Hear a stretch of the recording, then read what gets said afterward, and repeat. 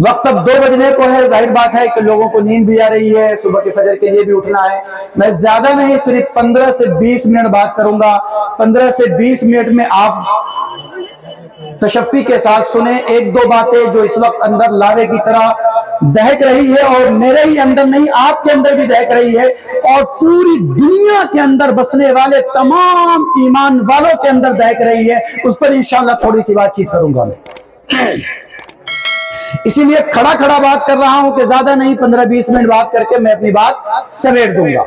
इस वक्त पूरी दुनिया के अंदर फिलिस्तीन का मामला सबसे ज्यादा गरमाया हुआ है, और आप आए दिन अखबारों के अंदर, न्यूज चैनलों के अंदर ये सुनते हैं कि इस्राएली बमबारी में रोजाना मुस्लिम बच्चों की, मासूम बच्चों की, औरतों की, बूढ़ों की शहादतें हो रही है। कब्रिस्तान कम पड़ने लगे हैं, बड़े बड़े गड्ढे खोद कर रखे गए हैं ताकि जो लोग शहीद हो उन्हें डालकर ऊपर से मिट्टी डाल दी जाए। शहीदों को कफन तक मैसर नहीं हो रहा है। पूरी इंसानी आबादी खड़ी होकर इसका तमाशा देख रही है। दुनिया की सुपर पावर ताकतें इजराइल के पीठ पर खड़ी है, उसकी पीठ थपथपा रही है, उसे हथियार दे रही है, उसका साथ दे रही है। यहां तक कि इजरायली कमबख्त एक वजीर ये भी कहता है कि इजराइल इसके ऊपर, गजा के ऊपर अगर ऐसा होता है तो आइटम बम मार दिया जाए। दुनिया की बड़ी बड़ी ताकतें फिलिस्तीनियों को पीस देने की प्लानिंग कर रही है। अब से थोड़े दिन पहले जब ट्रंप सऊदी अरब आया था, और आने के बाद उसने एक प्लानिंग की थी, तमाम अरब बादशाहों को बिठाकर, मिडल ईस्ट के बादशाहों को बिठाकर उसने एक सेंचुरी डील की थी, जिसको सदी डील के नाम से जाना जाता है। आप गूगल पर जाएं, सेंचुरी डील मारें, आपको निकल के वहां से आएगा कि दुनिया की बड़ी बड़ी ताकतें मिलकर गजा के रहने वालों को गजा से निकालकर, मस्जिद अक्सा से निकालकर, सहराए सीना जो जंगल है उसकी आबादी वहां बसा दी जाए, वहां एक शहर बसा दिया जाए, और पूरे गजा वालों को निकालकर वहां शिफ्ट कर दिया जाए और बैतुल मुकद्दस यहूदियों के हवाले कर दिया जाए। ये सदी डील के नाम से आप गूगल पे मारे, आपको मिल जाएगा। गोया कि पूरी दुनिया की बड़ी बड़ी ताकतों ने ये तय कर लिया, ये प्लानिंग कर ली, उसमें अरब भी शामिल है, अरब के बड़े बड़े शहंशाह भी शामिल है, दुनिया के सुपर पावर शामिल है, वो लोग भी शामिल है जो अक़वाम मुत्तहिदा में इंसानी हुकूक की बात करते हैं। ये सारे लोगों ने मिलकर ये प्लानिंग की है कि मस्जिद अक्सा से अहले ईमान को निकालकर बाहर कर देंगे, और वहां इजराइल का दारुल हुकूमत होगा, इजराइल का कैपिटल होगा, वहां की राजधानी होगी। मगर अल्लाह तबारक व तआला कुरान करीम में कहता है, उलिल्लज़ीना युक़ातलूना बिअन्नहुम ज़ुलिमू व इन्नल्लाहा अला नस्रिहिम लक़दीर। वो लोग जिन पर बहुत जुल्म किया गया, जिनके बच्चों को शहीद किया गया, जिनकी बीवियों को मार दिया गया, जिनके बूढ़ों पर रहम नहीं किया गया, जिनको घरों से निकालने की प्लानिंग की गई, अल्लाह तबारक व तआला उन्हें इस बात की इजाजत देता है कि वो आए, और आने के बाद वो जालिम जो उन पर जुल्म कर रहा है उससे टकरा जाएं। वो आए, वो सुपर पावर जो उन पर एटम बम गिराने की बात कर रहा है उनसे टकरा जाएं, उन्हें अपने ठोकरों में रखे, और उन्हें अल्लाह तबारक व तआला इस बात की इजाजत देता है कि 7 अक्टूबर का हमला पूरी प्लानिंग के साथ करें, और वो इजराइल और वो अमेरिका जो कमजोरों को पीस रहा है उसको ऐसे नाको चने चबवाए कि नाक जमीन में रगड़ने पर मजबूर हो जाए। आपने अखबारों में ये तो पढ़ा होगा, आपने न्यूज में ये तो देखा होगा कि मुसलमानों की शहादतें हो रही हैं, लेकिन मैं अंदर की बात बताता हूं कि इस्राइल पानी मांगता फिर रहा है। मैं अंदर की बात बताता हूं कि अमेरिकी वजीर खारिजा, विदेश मंत्री ब्लिंकन दूसरे मुल्कों में भागता फिर रहा है, अंदर से चाह रहा है कि किसी तरीके से ये जंग बंदी हो जाए। मगर हमास के लीडर ने, इस्माइल हनिया ने यह ऐलान किया है कि मैं उसी वक्त इस बात पर राजी होऊंगा कि जंग बंदी हो जाए जब पूरी दुनिया इस बात को तस्लीम करेगी कि बैतुल मुकद्दस मुसलमानों का होगा और बैतुल मुकद्दस अहले गजा का होगा। इन्नल्लाह अला नस्रिहिम लक़दीर। अल्लाह तबारक व तआला इनकी मदद करने पर कादिर है। आइए मैं आपको अंदर की एक बात बताता हूं। लोग ये समझते हैं कि ये सुपर पावर, ये दुनिया के सामने नाकाबिल तस्खीर है, इन्हें कोई शिकस्त नहीं दे सकता। इन्होंने टैंक बनाया, एक एक टैंक पर बिलियन डॉलर खर्चा किया, दुनिया के सामने उसकी एक छवि बनाई, उसकी एक तस्वीर दुनिया के सामने पेश की कि ये ऐसा टैंक है कि अगर मिसाइल मारा जाए तो इस पर फर्क नहीं पड़ेगा, कुछ होने वाला नहीं है, इसके अंदर बैठा हुआ आदमी महसूर होगा, महफूज होगा। अल्लाह तबारक व तआला इन यहूदियों के बारे में पहले ही कहता है कि ये यहूदी तुमसे कभी भी आमने सामने की जंग नहीं लड़ेंगे, इल्ला फी कुरन मुहस्सना, ये दीवारों के पीछे छुपकर लड़ेंगे, ये दीवारों के पीछे छुपकर लड़ेंगे, ये टैंकों के अंदर बैठकर लड़ेंगे, ये हवाई जहाज के पीछे बैठकर बम बरसाएंगे, तुम्हारे आमने सामने कभी नहीं आएंगे। आपको शायद याद हो या ना याद हो, 7 अक्टूबर को तूफानुल अक्सा का हमला हुआ है, तूफानुल अक्सा ऑपरेशन हुआ है, और उस ऑपरेशन के ठीक एक हफ्ते के बाद, बल्कि 6 दिन के बाद, जुमा की रात में इजराइल ने यह प्लानिंग की कि हम जमीनी हमला करेंगे और पूरे गजा को मिलियामेट कर देंगे। ये खबर अरबी मीडिया के जरिए, कुछ ऐसे सोर्सेज हैं जिन सोर्सों के जरिए हम लोगों के पास पहुंची, और ये खबर हम नहीं, हजारों लाखों लोगों के पास पहुंची। खुदा की कसम पूरी रात नींद ना आई। हम जैसे कितने ही लोग थे जो बिस्तरों से उठकर मुसल्ले पर आ गए कि अल्लाह आज वो मजबूर, आज वो मकहूर जिन पर जुल्म किया जा रहा है, ए अल्लाह आज उसकी हिफाजत करने वाला आपके सिवा कोई नहीं है। दुनिया का सुपर पावर अपने बड़े बेड़े भेजकर, बड़ी बड़ी हथियारें भेजकर, बड़े बड़े टैंक भेजकर इन कमजोरों को तबाह कर देना चाहता है, इन कमजोरों को हलाक कर देना चाहता है। मेरे मौला, इन कमजोरों की मदद करने वाला तू है। कल जब सुबह हुई और जब खबर आई तो अल्लाह तबारक व तआला का वो वादा सामने था, इन्नल्लाह अला नस्रिहिम लक़दीर, कि अल्लाह तबारक व तआला इन कमजोरों की मदद करने पर कादिर है। उस एक रात में 41 टैंक तबाह किए गए, और पहले दिन जब 7 अक्टूबर को तूफानुल अक्सा का ऑपरेशन हुआ था तो 150 लोग अरेस्ट किए गए थे। लेकिन उस रात में, जिस रात में इसराइलियों ने जमीनी ऑपरेशन किया है, उस रात में 90 इसराइल के फौजी अरेस्ट किए गए हैं, और अबू उबैदा के जानिसारों ने 20 को जहन्नम वासिल किया है। आप लोग को शायद ये बात मालूम नहीं होगी, ये कोई मेरी आपको नहीं बताने वाला है।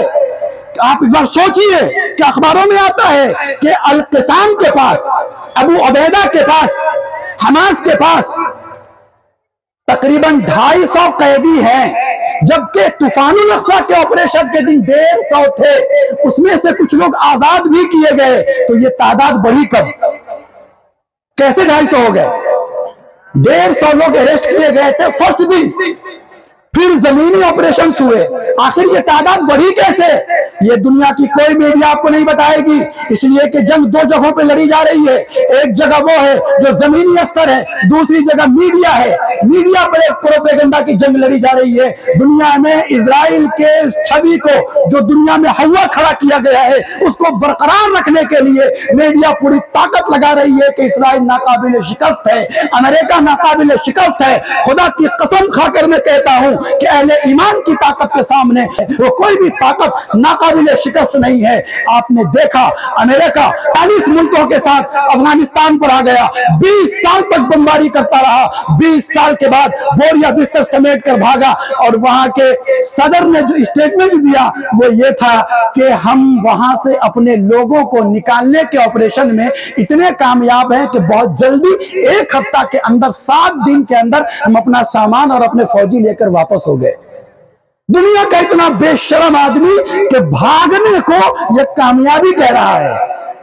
एक ऐसी ताकत अफगानिस्तान के अंदर जिनके पास न हथियार थे, न हुकूमत थी, न घर था, न फौज थी, न टैंक थे, न कोई आइटम बम थे, न मिसाइल थे, मगर 20 साल तक जालिम का मुकाबला करने के बाद व इन्नल्लाह अला नस्रिहिम लक़दीर, अल्लाह तबारक व तआला इन मजलूमों की मदद करने पर कादिर है। हाँ, अहले ईमान पर इम्तिहान आते हैं, आएंगे। अहले ईमान की शहादत अल्लाह कबूल करता है, करेगा। अहले ईमान के पास आजमाइश आती हैं, आएंगी, लेकिन आप याद रखें कि अल्लाह तबारक व तआला ने आजमाइश के बाद मदद का वादा किया है। अल्लाह तबारक व तआला ने आजमाइश के बाद कामयाबी की यकीन दहानी कराई है। इसलिए अहले गज़ा मुबारकबादी के मुस्तहिक हैं, अहले गज़ा मुबारकबादी के मुस्तहिक हैं कि वो जो शहीद हो रहे हैं वो खुद कह रहे हैं, दुनिया वालों मुझे ताज़ियत न करो कि मेरा बाप शहीद हो गया, मुझे ताज़ियत न करो कि मेरा बेटा शहीद हो गया, मुझे ताज़ियत न करो कि मेरा शौहर शहीद हो गया, मुझे ताज़ियत न करो कि मेरी बेटी शहीद हो गई, मुझे ताज़ियत न करो कि मेरा भाई शहीद हो गया,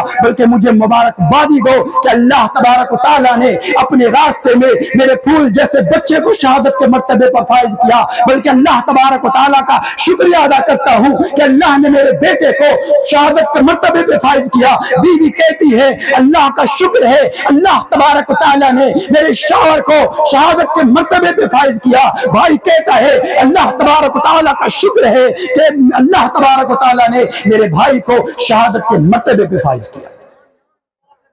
आपको लग रहा होगा कि फिलिस्तीनी पीछे जा रहे हैं, ये हार रहे हैं, मीडिया आपको दिखा रही होगी कि फिलिस्तीनी शिकस्त खा रहे हैं, लेकिन नहीं। तारीख उठाइए, नजर डालिए, 200 साल पीछे चलिए, 800 साल पीछे चलिए, 1400 साल पीछे चलिए, कभी भी हक और बातिल के ताकत की बराबरी नहीं रही। बराबर भी, मैं ज्यादा की बात नहीं कर रहा हूं कि अहले ईमान ज्यादा हो और जालिम कम हो, ये नहीं कह रहा हूं मैं। अहले ईमान की ताकत, अहले हक की ताकत जालिमों के मुकाबले में बराबर भी कभी नहीं रही, कभी भी नहीं। तारीख का कोई एक वाक़या ऐसा पेश नहीं किया जा सकता जिसमें अहले हक की तादाद, अहले हक की ताकत दूसरों के मुकाबले में ज्यादा रही हो और फिर इन्होंने फतह हासिल की हो, इल्ला माशाअल्लाह। लिहाजा कामयाबी और जीत का मदार ताकत है ही नहीं। वक्ती तौर पर मुमकिन है नुकसान बढ़ जाए, शहादतें बढ़ जाए, हमारा नुकसान थोड़ा ज्यादा हो जाए। और आपको बता दूं, ये मीडिया आपको नहीं बताएगा कि ये जो तूफानुल अक्सा 7 अक्टूबर का प्लान था, ये किसने किया था मालूम है? अहले ईमान के सीने में ये जज्बा होना चाहिए। अब मैं अपने नौजवानों से पूछता हूं, जो हमारे नौजवान अभी क्रिकेट चल रहा है ना, दिन दिन भर बैठकर जो टेलीविजन पे और मोबाइल पे क्रिकेट देखते रहते, मैं इन नौजवानों से पूछता हूं कि अल्लाह तबारक व तआला ने तुम्हारा हाथ सही सलामत रखा है, तुम्हारे पैर सही सलामत रखे हैं, तुम्हारा दिल सही सलामत है, तुम्हारे जिस्म सही सलामत है, तुम्हारी आंखें सही सलामत है, बताओ तुमने अल्लाह के दीन के गलबे के लिए क्या किया? मैं आपको बताता हूं। नाम मोहम्मद ज़ैफ है। क्या नाम है? नाम मोहम्मद ज़ैफ है। इजराइल के एक हमले में इनके दोनों टांगे कट के खत्म हो गई। इजराइल के एक और हमले में इनका एक हाथ कटकर खत्म हो गया। जब इजराइल ने एक मर्तबा F-16 से जो जेट फाइटर जहाज है, इससे जब हमला किया तो इनकी एक आंख जाये हो गई। और एक बार जब घर में थे तो हवाई जहाज से बमबारी की गई। इनकी बीवी, इनकी बेटी, 3 साल का बेटा, सबके सब शहीद हो गए। और ये इस बुरी तरह से जख्मी हो गए कि पीठ के रीढ़ की हड्डी टूट गई। अब ये एक व्हील चेयर पर है और हिल भी नहीं सकते। व्हील चेयर पर है, खुद से हिल भी नहीं सकते, इसलिए कि ऊपर का जिस्म उस वक्त हिलता है जब पीठ के रीढ़ की हड्डी काम कर रही हो। नाम मोहम्मद ज़ैफ है। दोनों पैर काम नहीं करते, कट गए हैं, एक हाथ कट चुका है, एक आंख अल्लाह के रास्ते में बह चुकी है, पीठ के रीढ़ की हड्डी टूट चुकी है, जिस्म हरकत नहीं कर सकता, व्हील चेयर पर बैठा हुआ है। और आपको मालूम है, बता दूं, अगर नहीं जानते हैं तो याद रखिए मेरे नौजवानों, ये जज्बा अपने अंदर भरो कि वही 2 पैर कटा हुआ एक नौजवान जिसका एक हाथ भी नहीं है, जिसकी एक आंख अल्लाह के रास्ते में शहीद हो चुकी, जिसके जिस्म में कोई हरकत नहीं है, इसी मोहम्मद ज़ैफ ने 7 अक्टूबर 2023 तूफानुल अक्सा ऑपरेशन को तरतीब दिया और वही उसका मास्टरमाइंड है। दुनिया के सुपर पावर को नाको चने चबवाने वाला और तिगनी का नाच नचाने वाला एक ऐसा नौजवान मुस्लिम है जो अपने व्हील चेयर से उठकर खड़ा नहीं हो सकता। मुसलमानों, क्या तुम्हारे दिलों के अंदर ये ख्याल आया कभी कि उम्मत मुस्लिमा के लिए अल्लाह ने मुझे हाथ दिया, मैं इससे क्या कर सकता हूं? अल्लाह ने मुझे पैर दिया, मैं इससे क्या कर सकता हूं? अल्लाह ने मुझे जवानी दी, इससे मैं क्या कर सकता हूं? अगर ख्याल नहीं आया तो ऐसी जवानी से बुढ़ापा, बल्कि ऐसी जवानी से पैदा ना होना बेहतर है। कहां जी रहे हो? क्या तुम इसलिए पैदा किए गए हो कि खेल कूद में टाइम वेस्ट करो? क्या तुम इसलिए पैदा किए गए हो कि रात दिन जानवरों की तरह काम करके पैसे कमाओ? क्या तुम इसलिए पैदा किए गए हो कि आपस में एक दूसरे के हक मारो? क्या तुम इसलिए पैदा किए गए हो कि मटर गश्ती में अपना दिन गुजार दो? क्या तुम इसलिए पैदा किए गए हो कि खाकर मोटे हो जाओ, जिम करके बस लोगों को बड़ी दिखाओ और आपस में लड़ते रहो? नहीं, खुदा की कसम, तुम्हारी पैदाइश न खाने के लिए हुई, न तुम्हारी पैदाइश बॉडी बनाने के लिए हुई, न तुम्हारी पैदाइश लाहौल में वक्त गुजारने के लिए हुई, न ही तुम्हारी पैदाइश दुनिया के किसी दूसरे मशगले के लिए हुई। तुम्हारी पैदाइश तो इसलिए हुई है कि अल्लाह तबारक व तआला ने तुम्हें सेहत इसलिए दी है कि तुम अल्लाह के दीन को गालिब करने के लिए अपने जिस्म को इस्तेमाल करते, अपने दिमाग को इस्तेमाल करते, अपने वक्त को इस्तेमाल करते, तुम जहां पर हो वहीं पर रहकर अल्लाह के दीन को गालिब करने की कोशिश करो। तुम सोचोगे कि हम यहाँ पर पुरैनी में रहकर क्या कर सकते हैं? क्यों नहीं कर सकते? अल्लाह तबारक व तआला के रास्ते में तुम जब कोशिश करोगे, अल्लाह तबारक व तआला दरवाजे खोलेगा। याद करो, 17 साल का मोहम्मद इब्ने कासिम, 17 साल का मोहम्मद इब्ने कासिम, आज जो तुम ईमान वाले हो, ला इलाहा इल्लल्लाह मोहम्मद रसूलुल्लाह पढ़ने वाले हो, एक 17 साल के नौजवान के एहसानमंद हो। 17 साल का नौजवान मोहम्मद इब्ने कासिम अरब से आता है, हिंदुस्तान पे चढ़ाई करता है, सिर्फ एक बात की वजह से। वो बात यह है कि एक मुसलमानों का काफिला जा रहा है, गुजरात के करीब से गुजरता है। गुजरते हुए वहां पर राजा दाहिर के लोग उस काफिले पे हमला करते हैं, वहां से सामान लूट लेते हैं, मुसलमानों को कैदी बना लेते हैं। जो मुसलमान बहनें हैं उनको अरेस्ट कर लिया जाता है। उसमें से एक मुस्लिम औरत पुकारती है, या हज्जाज, या हज्जाज, या हज्जाज, ए हज्जाज हमारी मदद कर, ए हज्जाज हमारी मदद कर। यह खबर किसी तरीके से हज्जाज बिन यूसुफ को पहुंचती है कि मेरी बहन को अरेस्ट कर लिया गया है। राजा दाहिर, जो पूरे बड़े संयुक्त हिंदुस्तान का बड़ा बादशाह समझा जाता है, उसने अरेस्ट कर लिया है। बादशाह के पास पैगाम भेजता है, मैं हिंदुस्तान पे चढ़ाई करने जा रहा हूँ। बादशाह मना करता है, नहीं, हमारी फौजें अफ्रीका में लड़ रही हैं, हमारी फौजें उंदुलुस में लड़ रही हैं, अभी हम एक तीसरा महाज नहीं खोल सकते। हज्जाज बिन यूसुफ कहता है, ये मुमकिन नहीं है कि हमारी बहन की इज्जत लूटी जा रही हो और हम खामोशी के साथ यहाँ बैठे हो, ऐसी जिंदगी से मौत बेहतर है। अपने भतीजे को बुलाता है, मोहम्मद इब्ने कासिम को। उसके पहले 2 कमांडर और भेजता है। पहले एक बदील बिन तीफा को भेजता है, वो शहीद हो जाता है। दूसरा कमांडर को भेजता है, शहीद हो जाता है। फिर 17 साल का अपना भतीजा, जो उसका दामाद भी है, मोहम्मद इब्ने कासिम को हिंदुस्तान पर चढ़ाई करने के लिए भेजता है। मामूली 12,000 की फौज है, मामूली 12,000 की फौज, और इस तरफ तकरीबन लाखों की तादाद में लोग मौजूद है। मोहम्मद इब्ने कासिम हिंदुस्तान पर हमलावर होता है और ज्यादा नहीं, सिर्फ 20 दिन के अंदर अंदर राजा दाहिर का सर काट कर यहां से बगदाद भेज दिया जाता है। आज पूरे हिंदुस्तान ही नहीं, पूरी दुनिया के अंदर मुसलमानों पे जुल्म हो रहा है।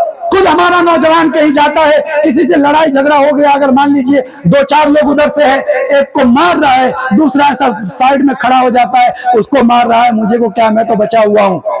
आप लोगों में से बहुत से लोग जानते होंगे, मैं पुरैनी के प्रोग्राम से हैदराबाद जा रहा हूं। मैंने कोलकाता से फलकनुमा पे सफर शुरू किया।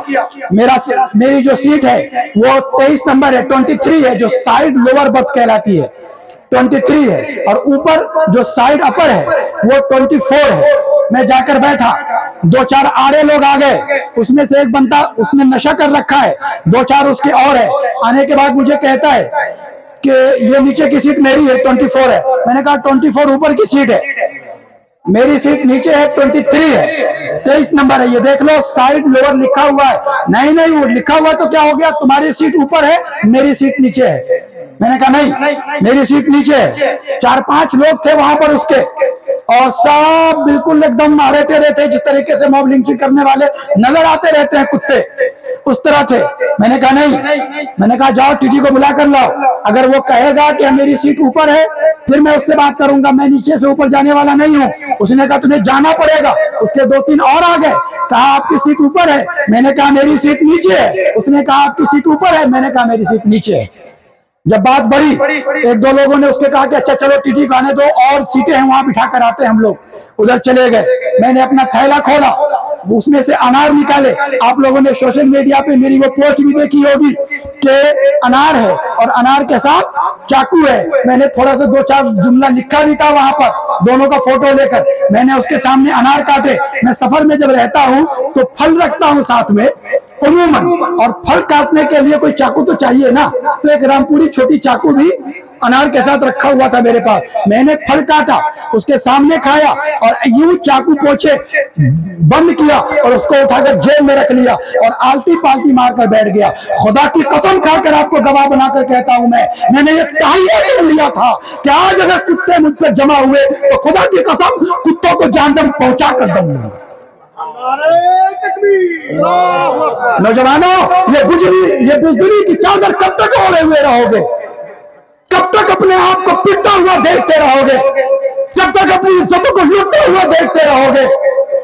इस बुजदिली की खसलत को निकाल कर बाहर फेंको, इस चादर को उतार कर बाहर फेंको। इस सोशल मीडिया के ऊपर जो एक आदमी को मारा जा रहा है, उसकी वीडियो बनाई जा रही है, उसे सर्कुलेट किया जा रहा है। कोई अपने जुल्म को कहीं लोगों में फैलाता है, छुपाता है। अगर किसी से कोई गलती हो गई, कोई जुर्म कर रहा है तो उसको छुपाता है, फैलाता नहीं है। ये एक साजिश के तहत पूरे हिंदुस्तान में उसे सर्कुलेट किया गया है ताकि तुम्हारा मोरल डाउन किया जा सके, ताकि तुम्हारे अंदर बुज़दिली पैदा की जा सके, ताकि तुम्हारे अंदर डर और खौफ पैदा किया जा सके, ताकि जब इस तरह का मामला आ जाए तो तुम पहले ही पीछे की तरफ हट जाओ। खुदा की कसम, मौत अपने वक्त से पहले नहीं आ सकती। देखो अबू उबैदा पुकार रहा है, क्या बिखैरी का वरिजनी का ये अल्फाज है अबू उबैदा के। जानते हैं अबू उबैदा कौन है? अल-क़िसाम ब्रिगेड का वो कमांडर है जो इस वक्त पूरी दुनिया में सबसे ज्यादा लोकप्रिय है, सबसे ज्यादा चहीता है। अबू उबैदा ने अपने बयान के अंदर कहा,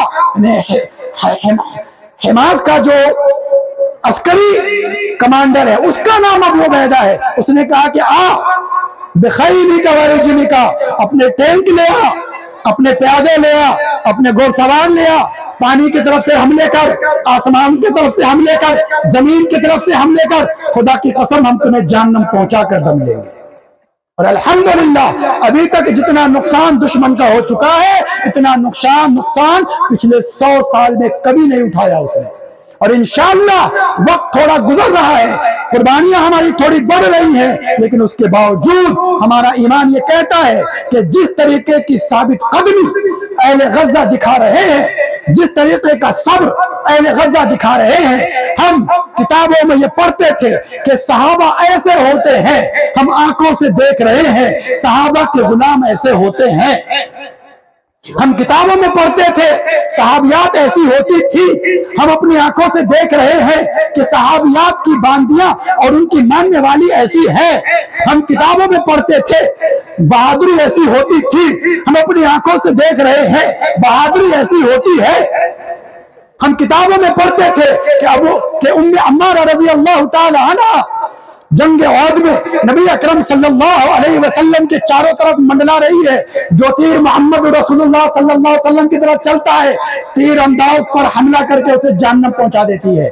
जो तलवार चलाने वाला मोहम्मद रसूलुल्लाह सल्लल्लाहु अलैहि वसल्लम की तरफ बढ़ता है, हजरत उम्मे अम्मारा लपट कर उसकी तरफ जाती है, उसे जहन्नम पहुंचा कर छोड़ती है। जो नेज़ा नबी अकरम सल्लल्लाहु अलैहि वसल्लम की तरफ फेंका जाने की कोशिश की जाती है, हजरत उम्मे अम्मारा रज़ी अल्लाह ताला नेज़ाबाज पे हमला करती है, जमीन पे तड़पा देती है। जब जंग खत्म हो गई, हजरत उम्मे अम्मारा का जिस्म जगह जगह से लहूलुहान है। नबी अकरम सल्लल्लाहु अलैहि वसल्लम ने पुकारा, उम्मे अम्मारा कहाँ है, बुलाओ उसको। उम्मे अम्मारा बुलाई गई। अल्लाह के नबी ने कहा, उम्मे अम्मारा तुमने आज जिस बहादुरी का सबूत दिया है, तुमने मोहम्मद रसूलुल्लाह सल्लल्लाहु अलैहि वसल्लम से जिस मोहब्बत का सबूत दिया है, ए उम्मे अम्मारा आज मोहम्मद रसूलुल्लाह तुमसे बेहद खुश है। उम्मे अम्मारा मांग क्या मांगती है, पूछ क्या पूछती है, बोल मैं तेरे लिए क्या कर सकता हूं। तू जो कहेगी आज अल्लाह तबारक व तआला की तरफ से उसकी तकमील कर दी जाएगी। ऑफर कौन दे रहा है? मोहम्मद रसूलुल्लाह दे रहे हैं। किसकी तरफ से? अल्लाह तबारक व तआला की तरफ से। किसे? अपनी बांदी, अपनी सहाबिया हजरत उम्मे अम्मारा रजी अल्लाह ताला अन्हा को, हम में से अगर कोई नौजवान होता तो कहता कि मैं जरा सा IT कंप्लीट करना चाहता हूं, बस करा दीजिए मेरी जॉब लग जाए। हम में से कोई नौजवान होता तो कहता कि मैं फला गली में बहुत जा रहा हूं, न मेरे अब्बू मान रहे हैं न उसके अब्बू मान रहे हैं, अल्लाह के रसूल दुआ कर दीजिए मेरा मामला सेट हो जाए उससे। कोई बूढ़ा रहता तो कहता परवरदिगार के अल्लाह के नबी सल्लल्लाहु अलैहि वसल्लम दुआ कर दीजिए मेरा बच्चा बिल्कुल बात नहीं मान रहा है, बेटा जब से शादी किया है बीवी की बात मान रहा है, मेरी बात नहीं मान रहा है, बच्चा फर्माबरदार हो जाए। ज्यादा से ज्यादा ये कहता है अल्लाह के नबी मेरी मगफिरत की दुआ कर दीजिए। मगर हजरत उम्मे अम्मारा रजी अल्लाह ताला अन्हा ने देखा कि अल्लाह के नबी सल्लल्लाहु अलैहि वसल्लम की रहमत जोश में है, कहा अल्लाह के नबी दुआ फरमा दीजिए कि आखिरत में जब आप जन्नत में हो तो मैं आपकी जन्नत में तो नहीं रह सकती, अल्लाह के नबी ये बांदी ये उम्मे अम्मारा जन्नत में आपकी पड़ोसन बनकर रहना चाहती है। अल्लाह के नबी सल्लल्लाहु अलैहि वसल्लम ने हाथ उठाए, ए अल्लाह उम्मे अम्मारा को जन्नत में मेरा पड़ोसी बना दे। लिहाजा जन्नत में अगर कोई पड़ोसन अल्लाह के नबी सल्लल्लाहु अलैहि वसल्लम की होगी तो उम्मे अम्मारा होगी। अपने चार बेटों के साथ शरीक हुई थी और बेटों को ये वसीयत की थी तो याद रखो तुम अगर जिंदा रह गए और मोहम्मद रसूलुल्लाह सल्लल्लाहु अलैहि वसल्लम को खरोच तक भी आ गई तो मैं तुम्हें कल क़यामत के दिन पकड़ूंगी, माफ नहीं करूंगी। आज जो गज़ा की माएं हैं, जो गज़ा की बहन है, जो गज़ा की बेटियां हैं, सहाबियात के उसी दौर को मुजस्सम किए हुई है कि अपने बेटों को वसीयत करती है। आपने वीडियो देखी होगी कि अबू उबैदा का एक मुजाहिद इंटरव्यू दे रहा है, चेहरे पर नकाब लगाया हुआ है, उधर से माँ आती है, देखती है बेटे को नकाब लगाकर इंटरव्यू दे रहा है, बेटा ये क्या कर रहा है, उतार नकाब, दुश्मन को अपना चेहरा दिखा ताकि दुश्मन के दिल के अंदर तुम्हारा रोब और दबदबा बैठ जाए। नकाब उतार देती है, बेटा मुस्कुराता हुआ इंटरव्यू देने लगता है। नौजवानों तुम्हें ये तय करना पड़ेगा कि तुम्हारी जिंदगी का मकसद सिर्फ कमाना है, सिर्फ पैसा जमा करना है, ऐसे ही लावालीपन से जिंदगी गुजार देनी है, या तुम अपने जिंदगी से अल्लाह के दीन को जहां रहते हो वहां गालिब करने की कोशिश करोगे। तुम ये ना समझो कि मैं क्या कर सकता हूं, ये सोचना ही गलत है तुम्हारा। तुमने जिस दिन ये तय कर लिया कि इंशाअल्लाह हमसे जो कुछ बन पड़ेगा मैं करूंगा, अल्लाह ताला तुम्हारे लिए रास्ते खोलेगा। अल्लाह तबारक व तआला ने मुझे 5 औलादें दी हैं, ये चूंकि मौका है इसलिए मैं आपको बता दूं, अल्लाह ताला आपको भी उसी तरह नवाजेगा इंशाअल्लाह, बल्कि उससे बेहतर नवाजेगा। अल्लाह ने मुझे 5 औलादें दी है। जब मैं अरबी सोम में था, मेरी शादी को अभी 10 साल बाकी थे, उस वक्त मैंने हजरत खालिद बिन वलीद रजी अल्लाह ताला अन्हो की दास्तान जिंदगी पढ़ी थी, उनकी जीवनी पढ़ी थी। उस वक्त मैंने तय किया था कि इंशाअल्लाह अल्लाह तबारक व तआला मुझे अगर नरीना औलाद देगा तो नाम खालिद रखूंगा और अल्लाह के रास्ते में जिहाद के लिए उसे वक्फ कर दूंगा। उसे मुझे पैसे नहीं चाहिए, मेरी किफालत के लिए मेरा रब काफी है, मैं उसे अल्लाह के रास्ते में छोड़ूंगा।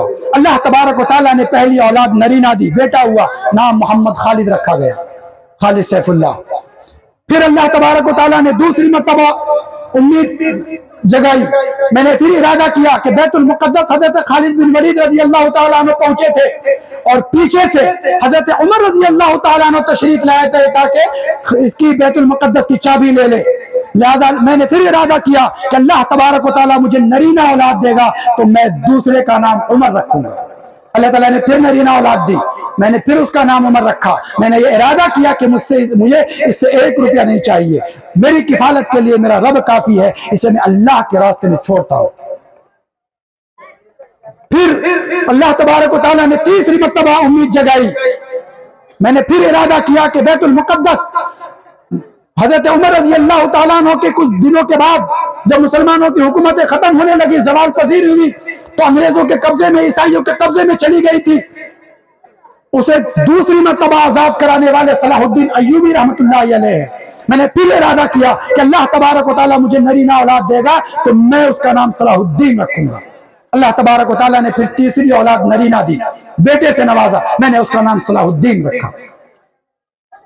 फिर अल्लाह तबारक व तआला ने उम्मीद जगाई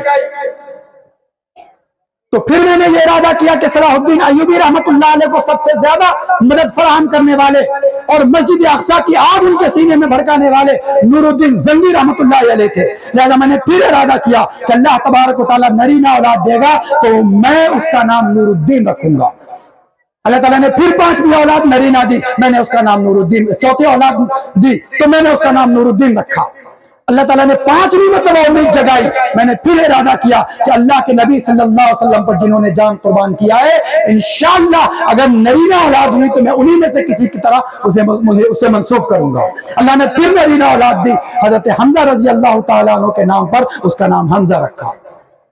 मैं जानता हूं कि मैं इंडिया में रहता हूं, मैं उसे उठाकर वहां नहीं पहुंचा सकता, मेरे पास कुछ भी नहीं है कि मैं बैतुल मुक़द्दस को जाकर आजाद करा लूं, मगर इस वक्त पूरी दुनिया के मुसलमानों पर मस्जिद अक्सा के लिए कोशिश करना फर्ज है। जो आदमी मस्जिद अक्सा को अपना निजी मसला न समझे, ईमान का मसला न समझे, उस आदमी को अपने ईमान पर ध्यान देने की जरूरत है। जिस आदमी के दिल में इस वक्त मस्जिद अक्सा का ख्याल ना आए, उसको अपने ईमान पर ध्यान देने की जरूरत है।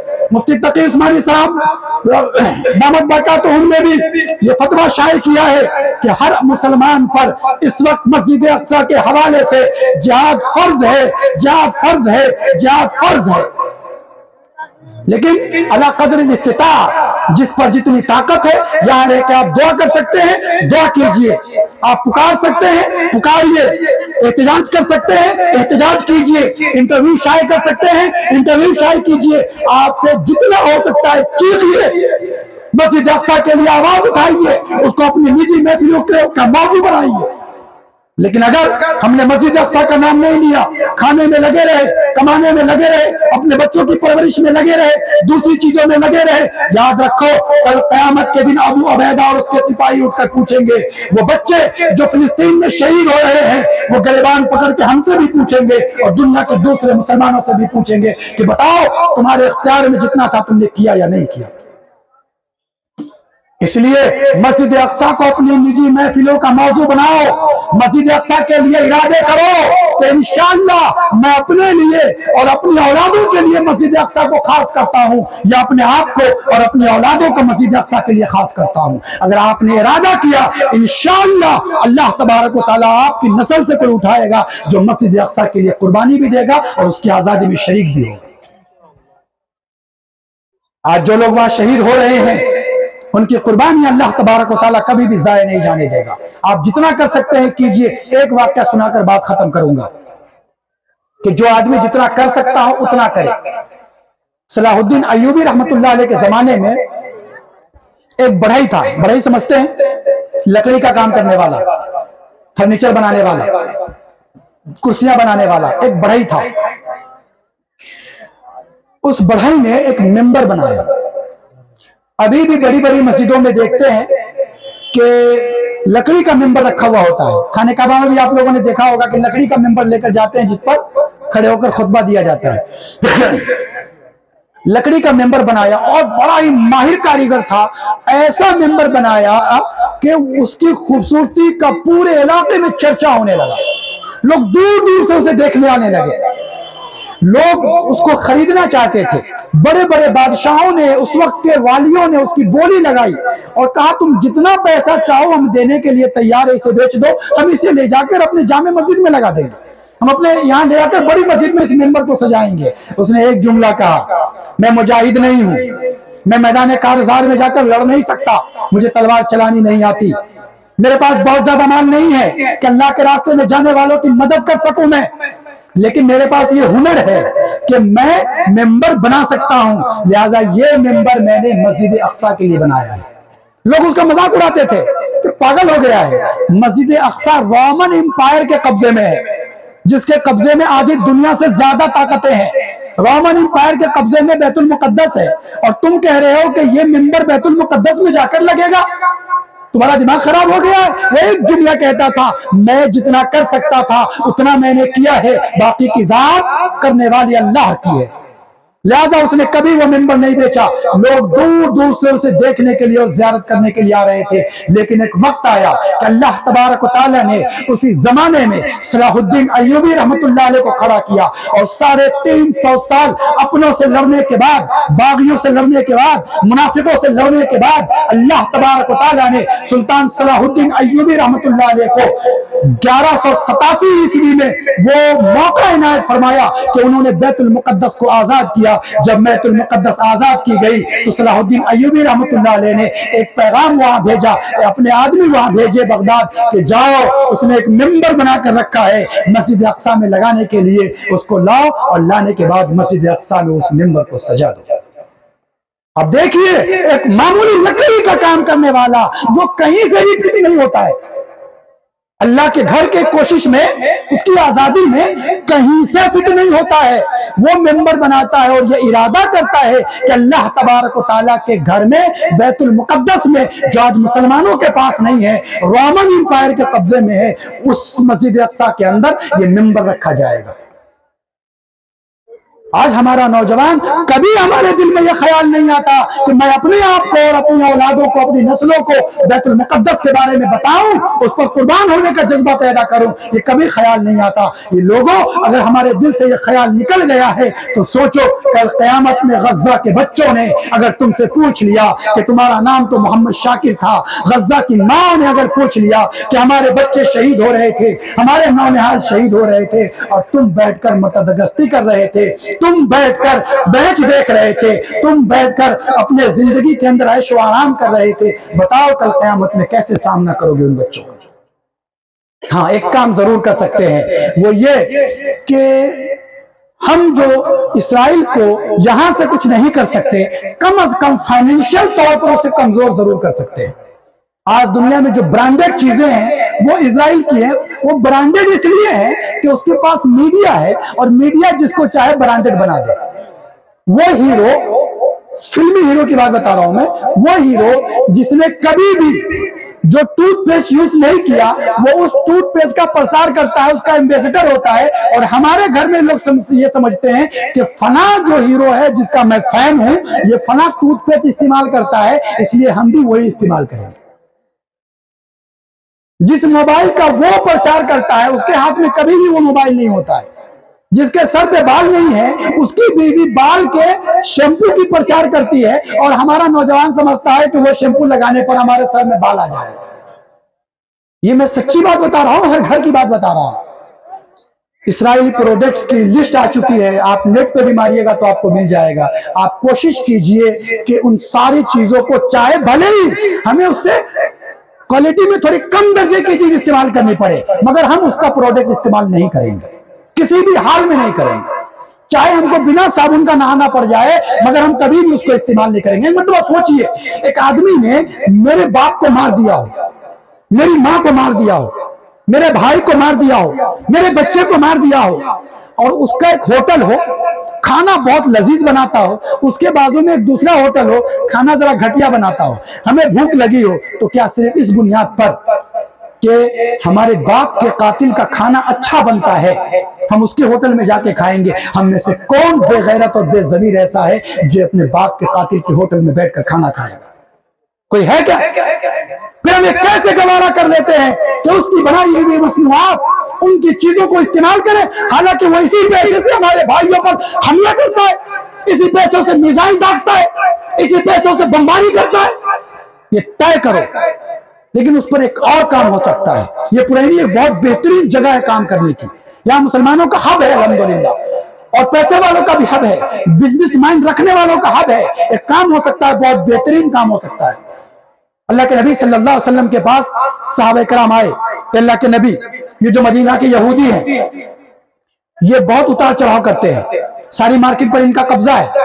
ये क्या करते हैं कि जब चाहते हैं, हमारा खजूर तोड़ने का टाइम होता है, भाव नीचे गिरा देते हैं। एक महीना पहले से कहते हैं खजूर के भाव नहीं है, दूसरी चीजों के भाव नहीं है। अब हमारे पास स्टोर करने की जगह नहीं है, लिहाजा हमारा सारा का सारा माल कम दाम में खरीद लेते हैं। थोड़े दिनों के बाद रेट दुगुनी कर देते हैं, कहते हैं कि अब रेट बढ़ गया है, क्राइसिस हो गया है माल का। फिर हमारा ही माल हमें महंगा बेचते हैं। अल्लाह के नबी क्या करें, ये बड़ा ऊपर नीचे करते, परेशान करते हैं। अल्लाह के नबी सल्लल्लाहु अलैहि वसल्लम ने कोई बात नहीं कही, खामोशी अख्तियार की। उसके बाद सहाबा में अल्लाह के नबी सल्लल्लाहु अलैहि वसल्लम ने तिजारत के फजाइल बयान करने शुरू किए। जो आदमी सच्चाई के साथ बिजनेस करेगा, कल को सिद्दीकीन के साथ जन्नत में होगा, शुहदा के साथ जन्नत में होगा, बल्कि बाज़ मर्तबा कहा कि हमारे साथ जन्नत में होगा, बाज़ मर्तबा कहा कि हम में और उसमें इतनी ही दूरी होगी, यानी एक दर्जे की कमी होगी। जो ईमानदारी के साथ बिजनेस करे, ईमानदारी के साथ तिजारत करे।